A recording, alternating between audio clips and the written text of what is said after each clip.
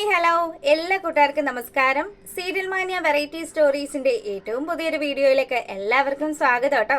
ഞാൻ എത്തിയിരിക്കുന്നത് മാളികപ്പുറം സീരിയലിന്റെ ഈ വരുന്നൊരാഴ്ചയിലെ സൂപ്പർ ഹിറ്റ് കഥയും ഒക്കെ ആയിട്ടാണ്. അപ്പൊ നമ്മൾ പ്രൊമോ വീഡിയോയിൽ കണ്ടതുപോലെ തന്നെ ഒരു രക്ഷസ് നിധി കാക്കുന്നതായിട്ടൊക്കെ കാണിച്ചിരുന്നല്ലോ. ആ രക്ഷസിന്റെ അടുത്ത് നിന്നും ഭഗവാന്റെ തിരുവാഭരണം എങ്ങനെയാണ് ഉണ്ണിമോള് കയ്യിലാക്കുക എന്നുള്ളതൊക്കെയാണ് ഈ വരുന്നൊരാഴ്ചയിലെ വിശേഷത്തിലുള്ളത്. അപ്പൊ നേരെ നമുക്ക് കഥയിലേക്ക് പോയാലോ.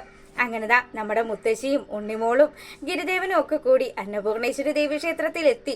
ദേവിയെ കണ്ട് മനസ്സ് നിറയെ തൊഴുതു പ്രാർത്ഥിച്ച് നമ്മുടെ ഉണ്ണിമോൾ അവിടെ അങ്ങനെ ആൽത്തറയിൽ ഇരിക്കുന്ന സമയത്ത് ഗിരിദേവൻ അങ്ങോട്ട് വരികയാണ്.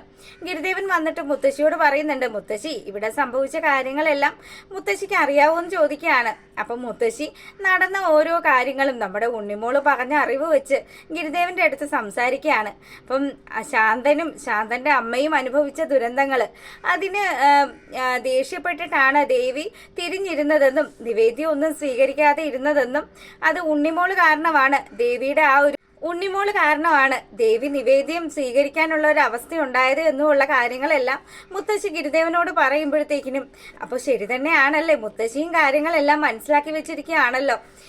ഇവരിങ്ങനെ സംസാരിച്ചുകൊണ്ട് ഇരിക്കുമ്പോഴാണ് നമ്മുടെ ലെമ്പോ അങ്ങോട്ട് വരുന്നത്. അപ്പൊ ലെമ്പോയെ കണ്ടതും ഉണ്ണിമോള് ചാടി എഴുന്നേറ്റു കേട്ടോ. ആ ലെമ്പോ എങ്ങനെ ഇവിടെ എത്തി? ഗിരിദേവ സത്യം പറയ്, ലെമ്പോ എങ്ങനെ ഇവിടെ എത്തിയത്?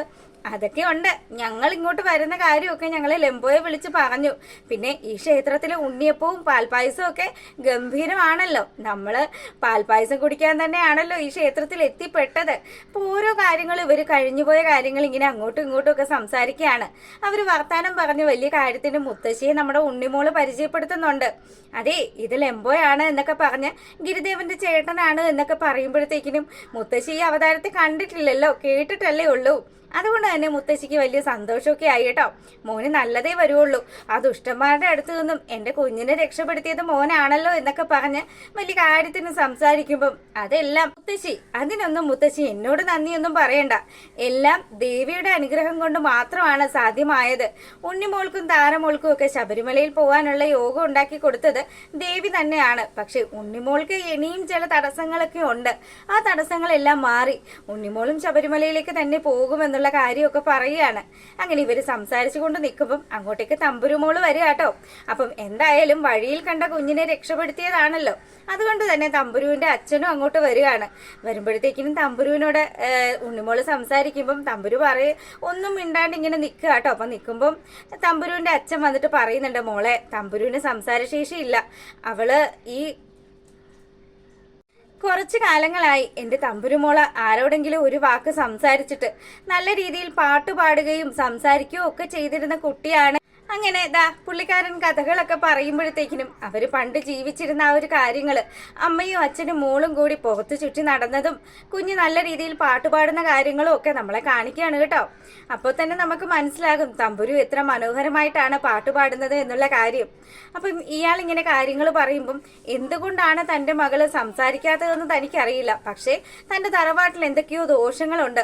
അങ്ങനെയുള്ള ആ ദോഷങ്ങളെല്ലാം മാറി എൻ്റെ മകള് പഴയതുപോലെ തന്നെ സംസാരിച്ചും പാട്ടുപാടിയും അവള് കളി ചിരികളും ഒക്കെ ആയിട്ട് നടക്കുന്നത് കാണാനാണ് അമ്മ എനിക്ക് ഇഷ്ടമെന്ന് പറയുമ്പം മുത്തശ്ശിയാണെങ്കിലോ, ഗിരിദേവ ഇതിനെന്തെങ്കിലും ഒരു പരിഹാരം ഉണ്ടോ എന്ന് ചോദിക്കുകയാണ്.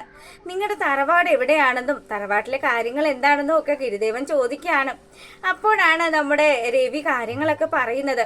ഞങ്ങളുടെ പഴയ ഒരു തറവാട് തന്നെയാണ്, അവിടെ ഒരുപാട് വെച്ചാരാധനകളും കാര്യങ്ങളും ഒക്കെ ഉണ്ടെന്നും ആ കാര്യങ്ങളെല്ലാം നോക്കി നടത്തിയിരുന്നത് മൂത്ത കാർന്നവരാണ് എന്നും ഒക്കെയാണ്. പക്ഷേ അദ്ദേഹത്തിന്റെ മരണശേഷം ആണെങ്കിലോ നിലവറയിൽ കൂട്ടിയിട്ടിരിക്കുന്ന സ്വർണങ്ങളും അതുപോലെ തന്നെ ക്ഷേത്ര മുതലുകളും ഒന്നും ഞങ്ങൾ ആരും തിരിഞ്ഞു നോക്കാത്തൊരവസ്ഥയായി. ആ കാരണം കൊണ്ട് തന്നെ ഞങ്ങളുടെ തറവാട്ടിൽ ഒരുപാട് അനർത്ഥങ്ങളൊക്കെ ഉണ്ടായി. രക്ഷസിന്റെ എന്തൊക്കെയോ ഒരു ഉപദ്രവം പോലെയൊക്കെയാണ് പ്രശ്നം വെച്ചപ്പോൾ പണിക്കര് പറഞ്ഞത് എന്നുള്ള കാര്യമൊക്കെ ഇങ്ങനെ പറയുമ്പം ഗിരിദേവന് കാര്യങ്ങളെല്ലാം പിടികിട്ടി. ഗിരിദേവൻ എന്തായാലും വന്നിരിക്കുന്നത് അവിടുത്തെ അറയിൽ സൂക്ഷിച്ചിരിക്കുന്ന തിരുവാഭരണം എടുക്കാൻ വേണ്ടി തന്നെയാണല്ലോ. ഭഗവാന്റെ മുതലിന് കാവൽക്കാരനായി നിൽക്കുന്ന രക്ഷസ് തമ്പുരാനെ കാണിക്കുകയാണ്. അപ്പം ഈ രക്ഷസ് കുഞ്ഞിന് പിന്നാലെ കൂടിയതും കുഞ്ഞിനോട് കൈ നീട്ടി എന്തോ ഒരു സാധനം തിരികെ ചോദിക്കുന്നതും ഒക്കെ കാണിക്കുകയാണ്. അപ്പം മോൾക്കത് അറിയില്ലല്ലോ. അറിയാത്തത് കൊണ്ട് തന്നെ ഇതാരാണ്, ഒരു പരിചയവും ഇല്ലാത്ത ഒരാള്, അദ്ദേഹം എന്തിനാണ് എൻ്റെ പിന്നാലെ വന്ന് ഇങ്ങനെയൊക്കെ ചോദിക്കുന്നതെന്ന് അറിയാണ്ട് കുഞ്ഞ് പകച്ചു നിൽക്കുകയാണ്. അപ്പം ഈ പുള്ളിക്കാരനെ കണ്ട് പേടിച്ചിട്ടാണ് കൊച്ച് ഇങ്ങനെ സംസാരമൊന്നും ഇല്ലാണ്ട് ഒതുങ്ങിക്കൂടുന്ന അവസ്ഥയിലേക്ക് ആയത്. പല സമയവും കൊച്ചിനെ ശിക്ഷിക്കാനും അതുപോലെ തിരികെ മുതൽ ചോദിക്കാനും ഒക്കെ ഈ രക്ഷസ് തമ്പുരാൻ ആ കുഞ്ഞിന്റെ അടുത്ത് എത്താറുണ്ട്. പക്ഷെ ഇതൊന്നും കുഞ്ഞിനറിയില്ല, ഇതാരാണെന്ന് പോലും കുഞ്ഞിനറിയില്ല. അങ്ങനെ ഒരു ദിവസം അവരുടെ വീട്ടിൽ വലിയൊരു മോഷണം നടക്കുകയാണ്. ആ സമയത്ത് മോഷ്ടിച്ചു കൊണ്ടുപോയ ആൾക്കാർക്ക് സാധനങ്ങളൊന്നും വീടിന് വെളിയിൽ കൊണ്ടുപോകാൻ സാധിച്ചില്ല. അത് തടഞ്ഞു നിർത്തുകയാണ് രക്ഷസ്. പക്ഷേ ഇതിൽ നിന്നും ഒരു വസ്തു നമ്മുടെ തമ്പുരു മോളുടെ തലമുടിയിൽ വീഴുകയാണ്. തമ്പുരുവിന്റെ തലമുടിയിൽ വീണ ആ ഒരു സ്വർണ്ണ നാണയത്തിന് വേണ്ടിയിട്ടാണ് രക്ഷസ് കുഞ്ഞിന് പിന്നാലെ കൂടിയിരിക്കുന്നത്. ഒരു കാരണം വെച്ചാലും പുള്ളിക്കാരന്റെ കാവലിൽ ഇരിക്കുന്ന ഒരു മുതലും ഈ വീടിന്, ഈ തറവാടിന് വെളിയിൽ പോകരുത് എന്ന് നല്ല നിർബന്ധമുണ്ട്. പക്ഷേ അത് നമ്മുടെ ഗിരിദേവൻ ബ്രേക്ക് ചെയ്യും. ഗിരിദേവൻ എന്തായാലും ഉണ്ണിമോളെയും കൂട്ടി സ്വർണ്ണാഭരണങ്ങളെല്ലാം കണ്ടെത്തി തിരികെ ഭഗവാന്റെ ആലയത്തിൽ തന്നെ എത്തിക്കുമെന്നുള്ളതൊക്കെ കാണിച്ചുകൊണ്ടുള്ള സൂപ്പർ ഹിറ്റ് വിശേഷമാണ് വന്നിരിക്കുന്നത്. അപ്പൊ ഉണ്ണിമോളാണെങ്കിലോ നമ്മുടെ ഈ തമ്പുരുമോളുമായിട്ട് നല്ല കൂട്ടാകുകയാണ് കേട്ടോ.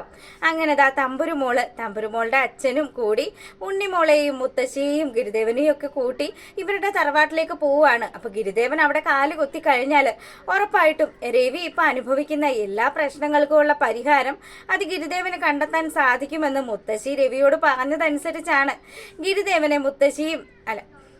ഗിരിദേവനെ രവി വീട്ടിലേക്ക് ക്ഷണിക്കുന്നത്. അപ്പൊ ഉണ്ണിമോളും തമ്പുരുവും തമ്മിലുള്ള ആ ഒരു കൂട്ടുകെട്ടൊക്കെ കാണുമ്പം അവർക്ക് എല്ലാവർക്കും ഒരുപാട് സന്തോഷമൊക്കെ ആയിട്ടോ. അങ്ങനെ ഈ കുട്ടിക്കൂട്ടത്തിന്റെ കൂടെ നമ്മുടെ തമ്പുരുവും കൂടി ചേരുകയാണ്. അപ്പോൾ കൂടിയും ഈ കുഞ്ഞ് എന്തൊക്കെയോ ഭയക്കുന്ന കാര്യം എന്തായാലും നമുക്ക് മനസ്സിലായിട്ടുണ്ടല്ലോ. അപ്പൊ അത്തരത്തിലുള്ള സൂപ്പർ ഹിറ്റ് കഥയാണ് വന്നിരിക്കുന്നത്. എല്ലാവരും കാണുക, സപ്പോർട്ട് ചെയ്യുക. എല്ലാവർക്കും നല്ലൊരു ദിവസമൊക്കെ ആശംസിച്ച് വീഡിയോ വൈൻഡപ്പ് ചെയ്യാണ്. താങ്ക്